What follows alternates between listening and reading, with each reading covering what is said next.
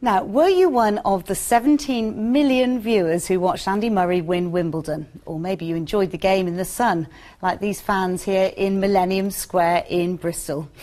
It is, of course, what everyone is talking about. Tennis clubs across the West are expecting a surge in interest thanks to the excitement from Centre Court yesterday.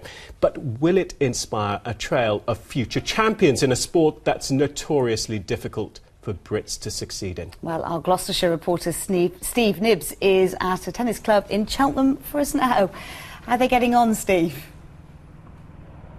Ali, the courts are as busy as ever. A normal Monday evening, but I can tell you there is a real buzz here, of course. Every match point, every serve and every volley is the same, but everyone is talking about that game. And everyone is also saying that they hope that that Murray moment is going to create a new momentum for the sport to inspire a generation of players in the future.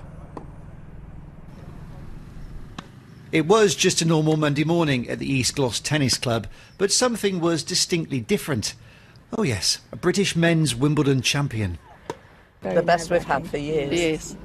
Yeah. So good that you simply had to watch every point of the highlights. Yes. Later on. Yes.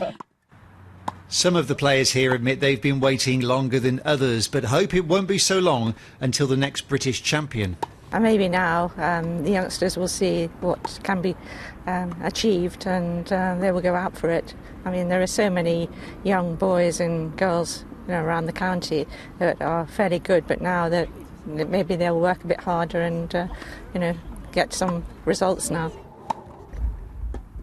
There is an extra buzz about the tennis club this morning, an extra spring in all the players' step thanks to yesterday's Murray moment. But what does it take to get from this court to Centre Court? We've got one boy here who's a few years through that journey, and it's an enormous expense for his parents, and it's, you know, the training's, you know, still, you know, quite costly, but it's the travelling and competing overseas, which you have to do if you're going to test yourselves against the best. And you have to start somewhere, so meet 3-year-old Stan and 4-year-old Ollie, playing better than their comedy namesakes ever would, and starting at a time when British tennis finally has something to inspire a new generation. Good luck to them, of course. Now, the young player that was mentioned in my report by Simon, the manager here, was Seth Price, and he's with me now with his mum Mary. Seth, that Murray win, fantastic for you. Is it inspired you to take a place at Wimbledon in the future? Yeah, well, I think it's helped everyone in Britain, because Murray's had a lot of criticism if he's going to win Wimbledon and if he's going to win a big major. And he won the US Open last year, so I think he's really driven forward and given everyone an inspiration to win. You're number 3 in the county for under-12s at the moment. You've obviously got an aspiration to get to Wimbledon. How hard are you training and playing? Well, I train like 7 hours a week, mostly with my brother and with Simon and in squads. So it's really hard work, but it will hopefully get me somewhere. Seth, you're obviously determined, but somebody has to pay for it. Bank of mum and dad, I presume, Mary? Yes, and it's not a cheap sport. It can be very expensive. In particular, we drive all around the country sometimes, going to tournaments and things, paying for lessons and squads. So, briefly, should there be more help for you?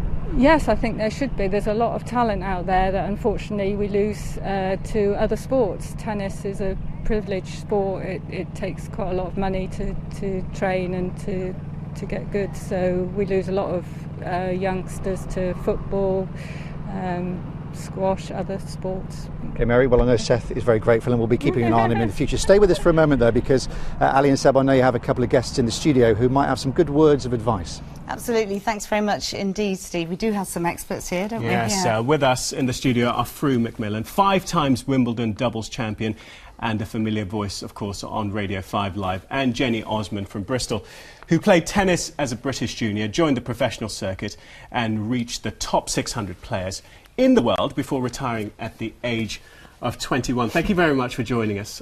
First of all, Fru, we have pictures of you winning at Wimbledon. Must be black and white. Quiz question, actually. Which year was this? Can you have a look? Can you remember the year, Drew? Yeah. Game, set and match to McMillan. I can't see the opponents. It looks like 1978. Oh, right. OK, well, there you are with your distinctive cap on. Right. What's that feeling like of winning? just phenomenal. It's the dream that every kid has, and I'm sure the one in our film has that dream of winning a Wimbledon title. Obviously, winning the Wimbledon singles title means that much more to anybody, I'm sure. But winning a doubles title is second best, and winning mixed, I should think, is probably third best. but it's a dream come true. Of course, this isn't the first time you've been on television talking about the facilities or lack of them. Just take a look at this. This is nationwide in 1980, with you offering your thoughts on what Britain needed to do to improve our chances. Do you remember? We're doing this interview today indoors here at Queen's Club. I'm down in Bristol. There's no way we could have done it in Bristol because there aren't the indoor facilities there. Do you think things have improved? I mean, we've mentioned it's an expensive sport, but are the facilities there? The facilities have improved enormously. Obviously, David Lloyd was a major figure, very instrumental in building his tennis clubs around the country, and that has made a huge difference, so that people are now not only summer players of the game, you can play all the year round. Jenny, let's come to you. I mean, you were on the professional circuit. How difficult is it? How much sacrifice do you have to make? So much sacrifice, and I would say for me personally it was absolutely worth it. I loved every second of it. I went to the National Tennis School when I was 12.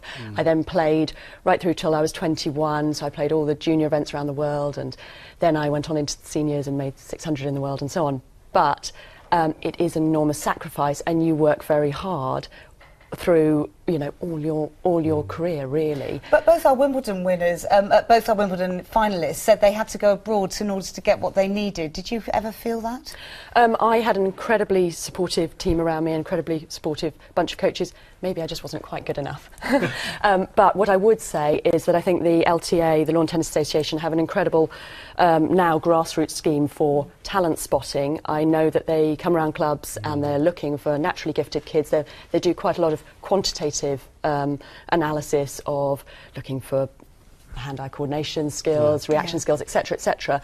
And then it's for the kids to work incredibly hard, and then from there it's a bit of luck not to get ill, not to get injured. What I would say is I think it'd be fantastic if the LTA... Well, we're going to throw back to Steve in a minute, but before we do... Quick tips. Quick tips. What the one thing, first of all, Prue, the one thing that you need to succeed, you would say, in your experience? You need drive. You need absolute dedication. How about you, Jenny? I think at the top of the game, 90% of the players, it all comes down to how mentally strong you are, and Murray is so mentally strong to come back from 1-4 in the matches. So, well, Steve, there you are. Those are the tips that we've been giving you from the studio. Drive, determination, strong mental capability. Absolutely. Let's see what Seth and Mary say. Drive, determination, strong mental stability. What do you reckon, Seth? You got that? Yeah, it's pretty much all it... Well, you have to have the talent, but most players won't make it if they don't have the mentality of the stronger players. Have you got that determination? Are you really that determined? Yeah. Mary, you obviously agree, and what they were saying about more indoor tennis centres as well, because this is great, but you can't do it all the time. Yes, absolutely. We do suffer a little bit from not having indoor facilities. Seth likes to train all year round, and sometimes he's out here in the pouring rain and the cold and... Brilliant. Well, the weather's perfect for today. Seth and Mary, thanks for joining us. Good luck in the future. We are going to follow you now, so no pressure. From the East Glos Tennis Club, where the atmosphere is still pretty much electric, back to you. Steve, thanks very much. Yeah, start the pressure, young. Good luck to Seth. Good luck.